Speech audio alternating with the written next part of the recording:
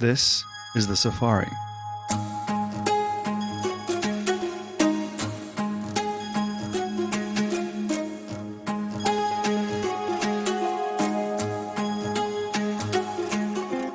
The Safari is a tour around the consumer, brand, and retailing industry. And we have the great privilege here at my company, Traub, to really be exposed to many of the great minds of the industry who are forming and shaping the future of many different parts of the consumer, brand, and retail world.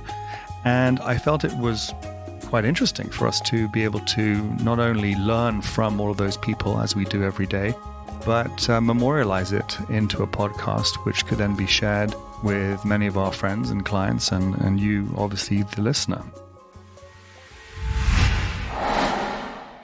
Anthony Buono is the global head of retail at CBRE, and there are a few people that travel quite as much and see quite as much retail and brand activity all over the world. And I think that his perspective, and particularly the new CBRE's perspective on how they see retail through the lens of data and even design today, is something that's quite fascinating. And I think we should get started. Anthony, thank you so much for joining us on the Safari. Great to be here, Marty. So Good to see you. You flew in from San Diego? Where were you before? Actually, I was in Sicily, and I got here last night in Italy, and glad to be here. So you're the global head of retail for CBRE. So tell us a little bit about what that means and how that makes you probably one of the world's biggest travelers. Well, I do look after a pretty broad business. It's super exciting. I think what I do, I love it very much. But it's the world for us is real estate. So we live in, commercial real estate and all things related to real estate. So I look after our entire retail advisory and transaction business here and abroad. And that means we represent around 1,300 retailers, something like 600-700 million square feet of GLA of landlord business. So we're very active in the retail space globally. And so you have told me for many years now about how the landscape has changed and how, in order to react to that, you have changed the whole business, you and your colleagues back at the ranch. So most companies in your space are referred to as brokers. And you also obviously are transactional in nature, but you also have a large cadre of businesses that are complementary. So talk to me about why you guys decided to expand away from transaction, or not simply transactions, which are obviously still the core of the business. Yeah. What made you have the impulse to go buy and invest in other businesses, and maybe describe some of them and as to what they bring to the table? Well, look, you look at a company like Traub. I mean, that's a pretty inspiring company that's in a pretty high level of consulting. I wouldn't say we're at all in that sector today. But it is inspiring what you do. And if you think about what we do in commercial real estate, what we learned around 2013, 11, 12, 13, is that the world was in great change in the retail business. And we had retailers and landlords coming to us asking for all sorts of different solutions that they were facing and being challenged with as the retail business is going through great inflection right now. And at that moment in time, we stopped and said, what kind of business do we want to be if we're going to stay in this space, A? And second, how do we become a world-class company in this space? How do we become the leader in this sector? And so for us, that pivot was the moment in time where we said, data and analytics is a huge area for investment. Consumer experience, design, and creation of space, great area of investment. The notion of integrating the construction, project management, redevelopment, adaptive reuse of properties, a big area of focus. We've invested heavily there. And so all of these solution sets that are really different than what you would call leasing or legacy brokerage or legacy transaction are basically fundamental to what we do today. By way of example, when I got in the business, over 20 years ago, retailers would come to us and they'd look for transactions. Today, retailers come to us and the first thing they're looking for is data and science. not transactions first, data and science.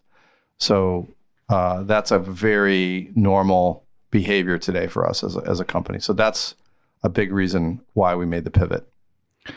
So the business today, therefore, has the likes of StreetSense and Form Analytics. Obviously, how do those guys help your overall client service? So how do they all come to the table? How do you swarm a client and say, "Look, we got you," and maybe examples of pulling the different levers together? Yeah, I think clients actually want one solution. Clients don't want pieces of solutions. They want one solution. So it's up to us. It's up to, the collective we to understand what that client is facing, the challenges they're having, and to discern what solution set they really need. Clients look to us to provide one solution, not pieces of the solution. Mm-hmm. You mentioned StreetSense, which is consumer experience. You mentioned Form Analytics, which is predictive analytics.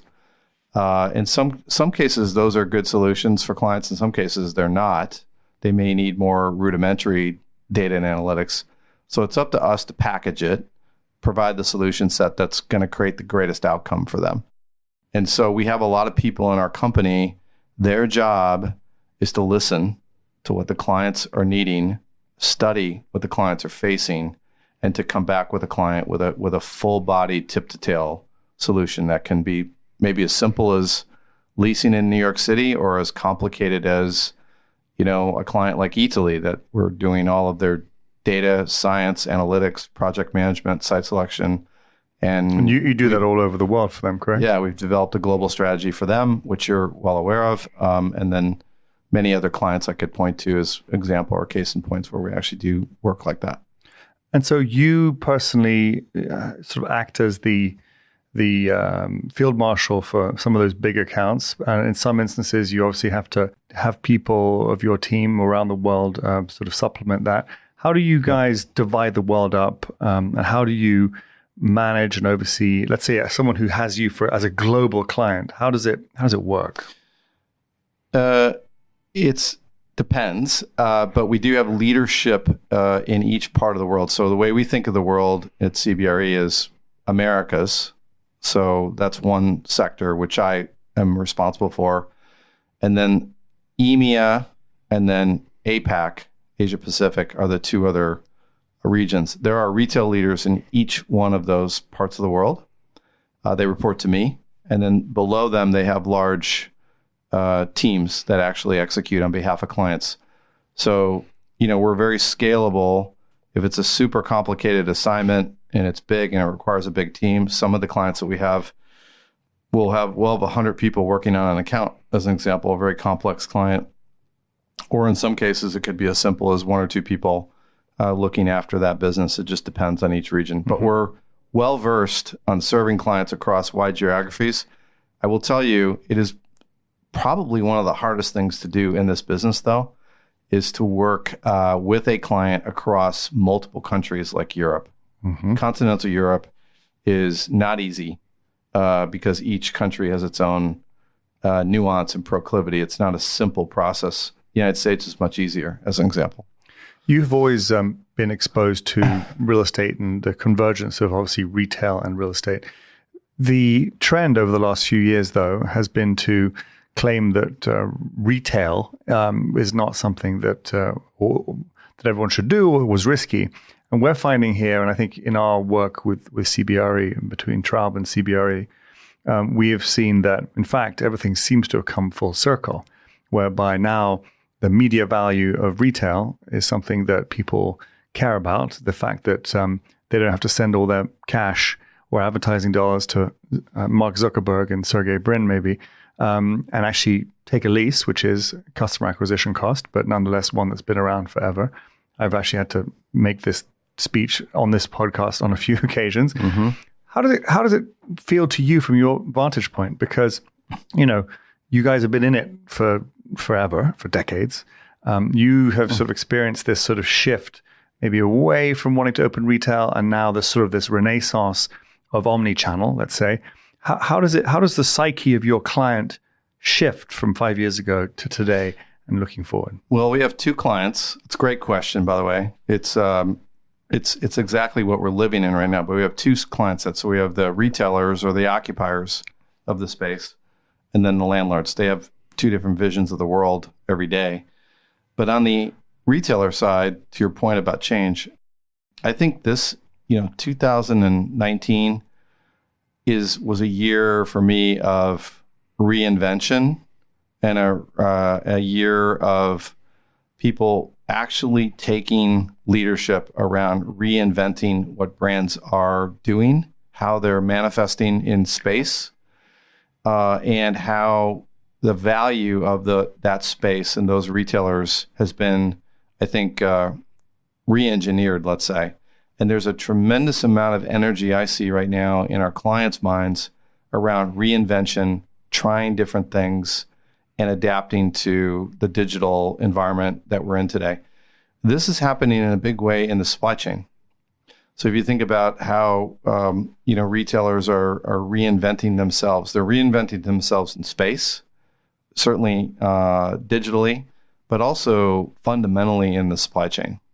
And I think that's been a really large part of our advisory business, is helping people really rethink the supply chain. And there will be more reinvention there, Morty, in my view, over the next 5 years in micro, logistics, where people are trying to get closer and closer to where people are. And the blending of a store to logistics can become, coextensive. Yeah. So it's a new way to almost hold inventory and distribute it in different ways. But if you think of pop-ups, and you also think of alternate uses within hotels and many other places, stadiums are trying to get into retail, and et cetera. How do you feel that brands account for their leases, right? Because I've always thought, and I don't think people do this, that they should consider their Fifth Avenue flagship, for example, as partially rent expense, but the remainder of the rent that's obviously astronomical in size should be chalked up to marketing, perhaps. And for example, if Moncler, the outerwear brand from Italy, who famously just opened a store, which is basically one big freezer. There's not much product in there, but you can have the experience of going inside this freezer, putting on the jackets and maybe talking to your friends about it. That's a marketing store, whereas many of the fleet are actually supposed to do business. And if you were to advise, and maybe you know a bit about this, and maybe there's examples you have whereby that brand leaders are chalking up certain leases to marketing and putting it in the marketing P&L versus the four-wall P&L. And do you agree with me? Yes, that has been happening, and that does happen. I think two things there. One is you need to be careful on how retailers are allocating that rent expense into marketing, because it could be, as we saw in a cycle recently here in New York City, a little bit in a couple other global capitals, where the rent expense got beyond revenues. Yeah, reality. And I think you can put marketing in there, but it can be still an excessive exposure. I agree. However, if you do what you say, which is outlining it in the way that you did, I think it's super intelligent. It's exactly what many retailers are doing. But I think today what I see more of is more agile use of space. Mm-hmm. So when you mentioned pop-ups, great idea. We co-invested in a brand through an investment fund, and they acquired a company called Appear Here. This is one example of a pop-up brand concept. It's kind of the Airbnb of pop-up stores. Very interesting concept. And Appear Here actually has a plug-and-play model for these, what I'll call pop-up stores, both legacy brands, corporate legacy brands, and also startup brands. I think that whole space is kind of being formed as we speak. Yeah. But as long as the retailer is agile, yes, they should be doing that. Yeah, the example that I have of people allocating retail about into marketing buckets or into their own P&Ls is in Dubai. Dubai Mall, as you know, which is 5% of the GDP of Dubai. It's such a big business. It's also one of the biggest tourist hubs in the world. And the brands in there are mostly franchised. They are not owned directly by the brands themselves. So it's a third party taking a lease on behalf of a global brand. And oftentimes those brands have been turning to, those franchisees have been turning to those brands and saying, hey guys, if I put a store in Dubai Mall, it's going to benefit you in Shanghai, in London, in New York. It's a global brand lease. But actually, I'm getting hit for it locally. I don't benefit from what happens in New York and Shanghai. So you need to subsidize my lease. So that's a sort of a concrete example of where I think you see the division of labor, but when it's two different companies who have jurisdiction over the unit that's being leased. I agree with that. I think it's interesting. So I've heard you speak about this term adaptive reuse in big boxes. Well, can you explain what that means to everybody? Yeah, adaptive reuse in shopping center environments, retail consumer environments, is the reinvention of space and repositioning of space. So, retailers that we represent today look at their boxes that they occupy. There's lots of examples that have been well written about this. Staples in the office category, Petco in the pet category. For example, Petco I think what they're doing is pretty interesting. Is they're looking at their portfolio and they're investing in adaptive reuse of their existing space, sometimes shrinking it, sometimes repositioning it. They're introducing more of a healthy lifestyle, organic offering. They're becoming more of a dominant organic offering in the pet category, a pet food category, pet supplies. And they will adaptively reuse space to kind of refresh and reintroduce their brand. So could that mean subleasing half the store to an adjacent or similar product, or literally cutting the box in half and subleasing it and having a different door? It could. Our experience with that has been hard. And I'll tell you why. Because a lot of the boxes, Kohl's has been the one that's promoted it the most publicly. But if you look at the office supply categories and the others, the problem is the boxes, the demising cost of these boxes from a construction standpoint for a lot of the retailers and landlords is difficult in the way that they've been configured. So what we do see is sometimes some of the retailers looking to do shop in shop, or they will lease inside of their space a concept, for example, that will sublease space inside, more like a co-marketing concept. And Dick's has been exploring that as an example. Dick's Sporting Goods. We'll be right back. I want to take a second to explain to you why Traub is able to bring you the safari. We pride ourselves in being at the very center of a very global, very complicated consumer and retail landscape. And in our travels, as we help think, manage, and expand businesses in many different channels and geographies, we're able to meet and learn from some of the great minds in this industry, and it's really wonderful to be able to bring them to you. And in doing so, I hope that you, the listener, will be able to learn a little bit more about what we do at Traub as well. Back to the safari. So the retail science solutions that you talk about, therefore, how do those scientific solutions act in the day-to-day of your business? Can you give a few examples of how that data is brought to life in selecting locations, for example, or getting out of locations? I also believe. Yep, it's the holy grail for what we do. It's the holy grail around confirming your instincts. When you, Morty, for example, you study retail all over the world. You look at a location. My guess is 9 times out of 10, you'll look at a location and have an instinct whether or not that is the right location for a brand. What the data and analytics does is it confirms that thinking that you have. Mm-hmm. And it can be as sophisticated as predictive. What I mean by that is we actually currently work with 150 retailers today, where when we look at a site, we can predict on a probability, on a bell curve, around 90% probability of what the store's productivity will be. That's a very sophisticated model, and we do that for many brands today. And that's what you need there is you need a customer data to actually do the algorithms for those kinds of models. But by and large, what retailers are looking at is more prescriptive analytics. What I mean by that is it's not predicting, it's actually just framing up what exists in that region or that market. And we use a lot of mobile data now that's anonymized, where we actually study what, brands, customers are doing in a market, where they're coming, where they're going to, and whether or not those locations on the street or inside the mall can be kept, relocated, or repositioned. It's a big part of what we do every day. In fact, I would say this.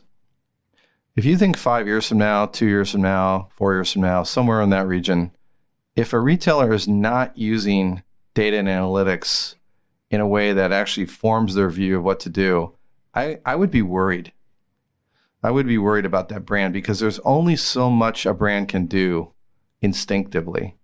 And more, I think people really need to see the data and then confirm their instincts, which a lot of times is 90%. There's a three-dimensional flywheel that I think comes into effect. I mean, the digital natives, they started online, and now they want to open retail, and now they want to go to the department stores and have wholesale. Or the wholesalers said, okay, we have wholesale, but we should maybe open retail and let's go online. They all have to look at the world from three completely different vantage points and get to a stasis whereby they have a toe in all three. I think everyone is actually racing towards that three-dimensional flywheel, and not everyone really has it. Which is why, though, I think some of the incumbents, the ones that are large in scale, that do have a multi-channel strategy, are actually in pretty good shape if they can prune back the overexpansion that they have managed to put themselves a great into. example of that is like Sephora. Like, look at how many stores they have and how well they do, both digitally and in stores. In my view, they make some of the best decisions on where to go. So they really understand it. The virtual reality world and other technology, let's talk about sort of the way out there technology. One of our colleagues recently saw a hotel presentation, hotel rooms being displayed through a virtual reality headset, so that you can actually see what the hotel room looks like without just seeing a two-dimensional photograph. In your travels, you must see crazy technology all the time, and oftentimes, that technology is here, but it hasn't sort of been distributed to the rest of the world yet. Is there any interesting technology that you have scratches the surface of your interest that could appear a few years from now?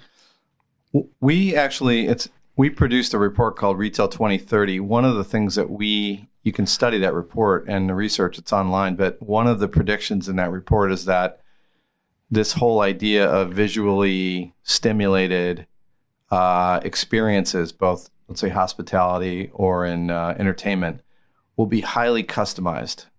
What I mean by that is you'll be able to use video orientation and look and watch things that are highly customized to you anywhere you are as you travel and go. And there's a lot of investment, a lot of capital in that space right now in terms of companies that are building those technologies out. If you look at that Retail 2030 report, it talks about that. I have to say, based on what you told me here, Morty, though, is I'm dying to go look at that hotel you were just talking about. Because I have not seen that. Yeah, it's really interesting. I think also augmented reality, being able to see through a headset, signage done differently when walking through a shopping center or walking through a store, which is also then personalized to the individual, will also make the brick and mortar experience come to life more, which will be interesting. So coming back to a little bit on your design and placemaking division, it's really a joint venture that you guys invested in StreetSense. But the storytelling effect. I mean, the idea that a legacy brokerage firm would have a creative side to the house that was quite a not insignificant team. Talk about that. I think you also are on the board of that company. I mean, how does that come to life in practice, and what are some of the things you've been most proud of about actually having that sort of right brain? Left brain is very transactional, but bringing the right and left brain together with those guys. Well, first, I think we know who we are as a company at CBRE. We definitely know who we are. We know our culture, and we're rooted in the real estate business, and transactions have been our history now into advisory. When we looked at StreetSense, which is a creative collective of 200 people here and also in Spain, we admired what they built and are doing for brands, and we understood it wasn't in our DNA, that their DNA was really around creativity, and from tip to tail, they can curate a brand, they can do placemaking in retail environments, They can create hospitality, office, workplace in ways that, we really don't have that skill set. So we invested heavily in that company with an eye toward using them as our subject matter expert when clients wanted us to do that. So right now we're involved with them with, many different examples that I can point to. One is they've curated a bison burger concept, believe it or not, from a gentleman who's the second largest owner of buffalo in the world. And he's opening bison burger chain across the United States called Best Bison. And they have curated the brand, the identity, the menu, the product offering, the orientation of where the brand should go, from tip to tail, end to end, what the store looks like, how it's built, how people dress. It's really a great skill set. Yeah. And they can do that for any brand in terms of creating the brand. Well, what do you think about the notion of the gentrification of everything, right? So I often think of when you travel around this country and you might go to Columbus, you might go to Austin, you could go to Portland.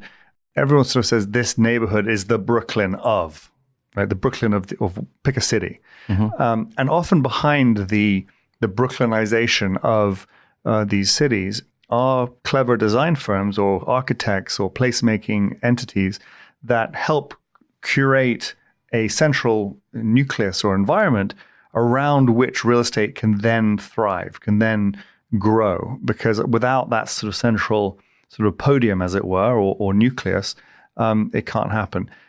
How have you felt that some of the things that you've seen or projects around the country that have had that kind of mindset have created immense value potentially in the surrounding areas? Yeah. And by the way, this is something StreetSense does as well, right? I know. That's why I thought about it. Yeah. They actually are in cities and consulting with cities and districts around creating inspired environments where actually reinvention and gentrification can occur. This is happening here in New York, the work that they're doing in Queens and throughout the better part of a few boroughs here. I think of a town where I live in downtown San Diego, historic district called Little Italy. In that district, in fact, it was redesigned, reprogrammed, and redeveloped around an actual strategic plan. And now it's arguably one of the hottest millennial markets in the country. This is occurring too in other markets that you wouldn't think of. Houston, for West example. Palm Beach is having this happen as well. Yeah.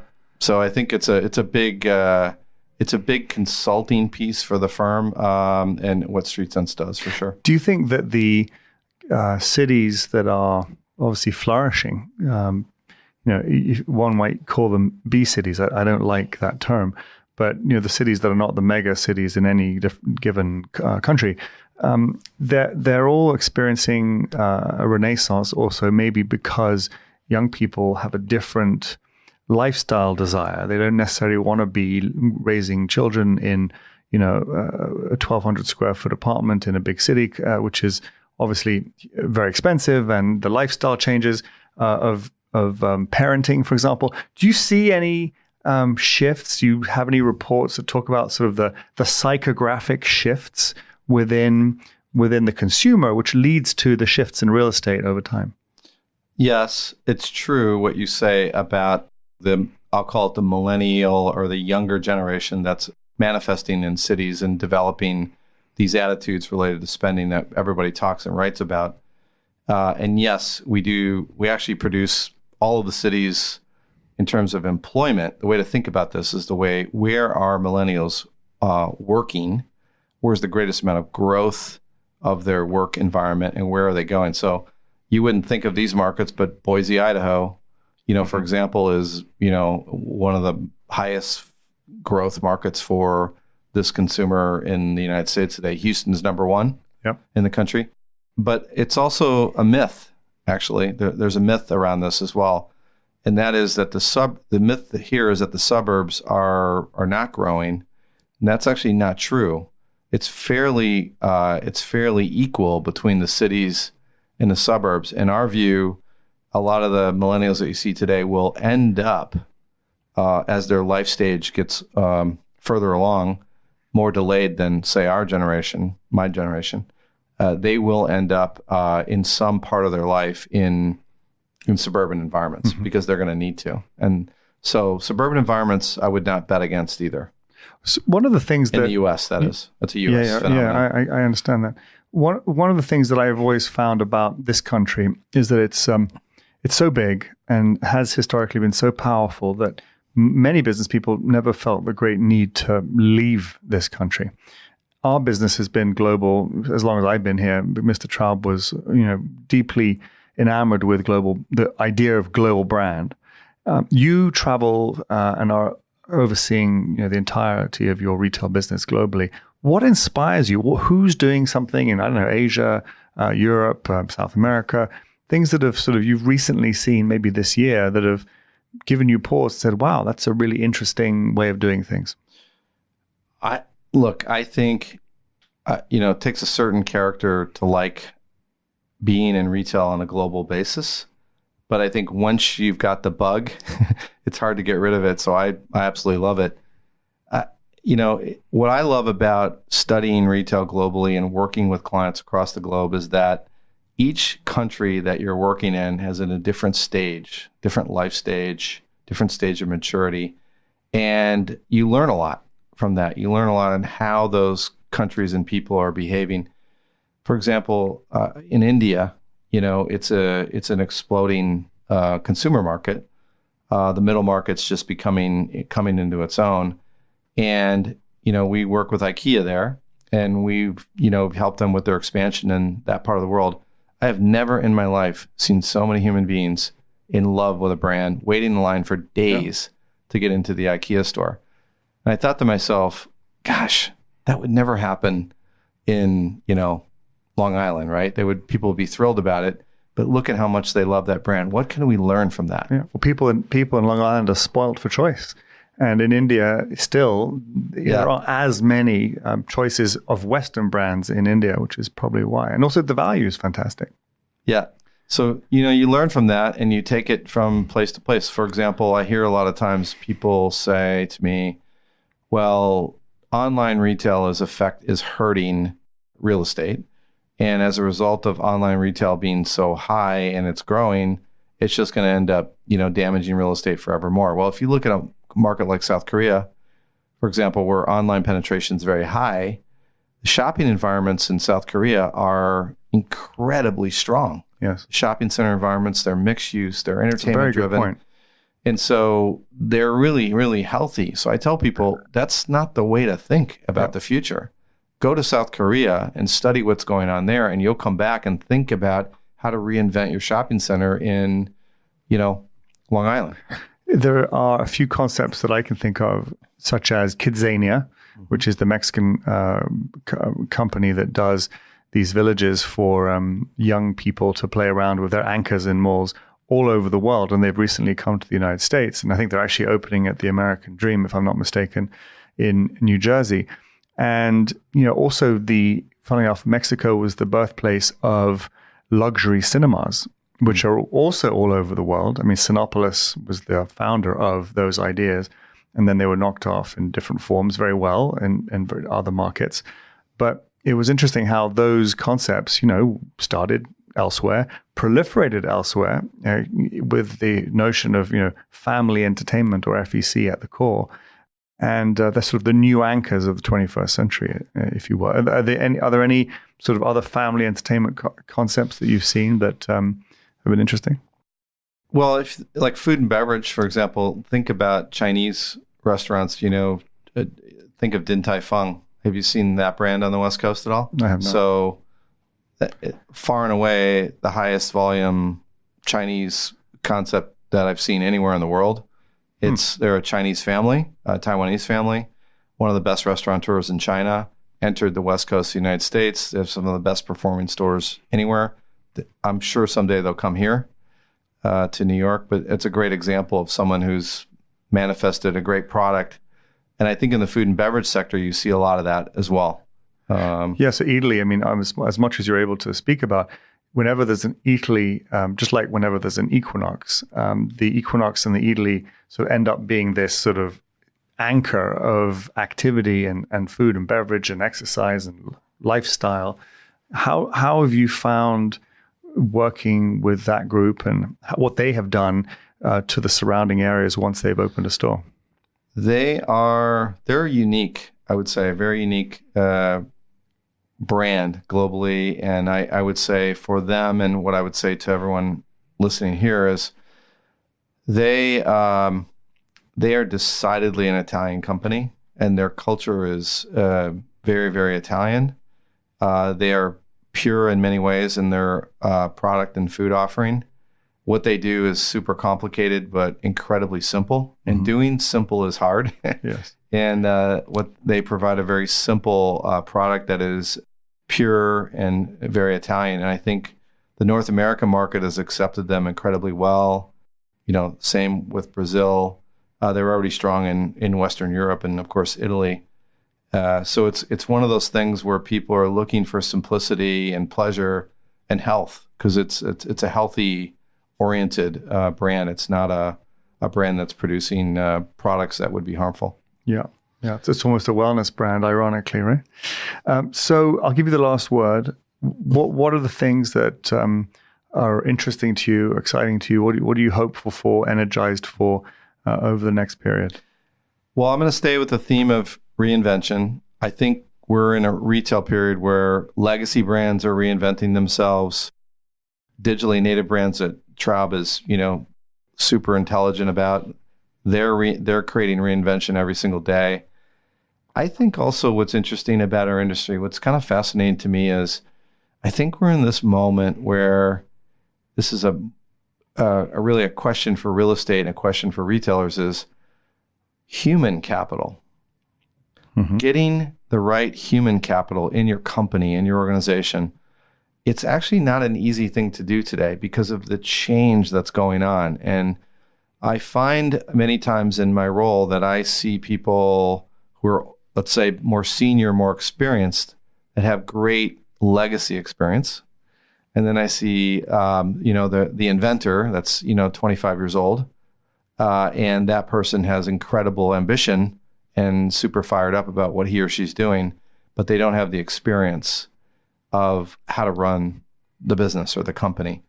It's this interesting nexus right now where I don't see the collection of talent. I think if you're a really talented person today and you have good skills in either one of these sectors and can blend them, both in real estate or in retailing, to me, it's a fascinating time. Yeah, I agree with you. This notion of cross-functional, again, keeps on coming up here.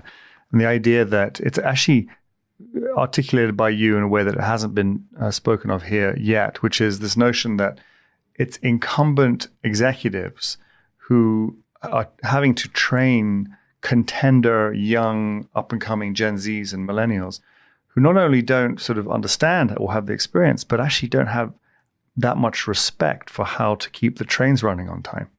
And they think that everything that's been done in the 20th century is, for the old people. And in fact, each one have to respect the other side. You have to understand what the young people need and want and why they care about the things they're talking about.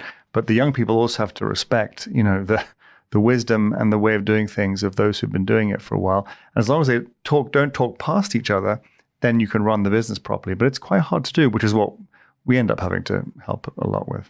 Indeed. So, Anthony, it's been a great time to have you here. CBRE is truly a remarkable company, and we're thrilled to be friends and to be close. And thanks so much for doing the safari with us. Thank you, Marty.